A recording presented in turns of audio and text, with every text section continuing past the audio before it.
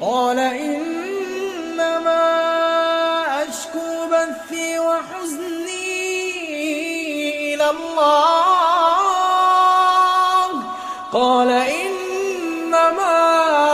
أشكو بثي وحزني إلى الله وأعلم من الله ما لا تعلمون يا بني يذهبوا فتحسسوا من يوسف وأخيه ولا تيأسوا من روح الله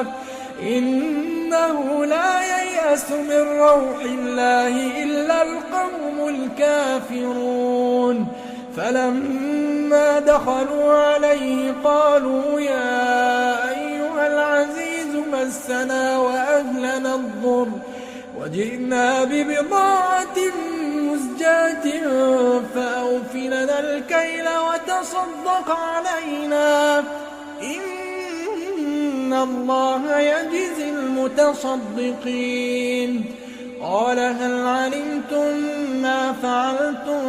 بيوسف وأخيه إذ أنتم جاهلون قالوا أئنك لأنت يوسف قال أنا يوسف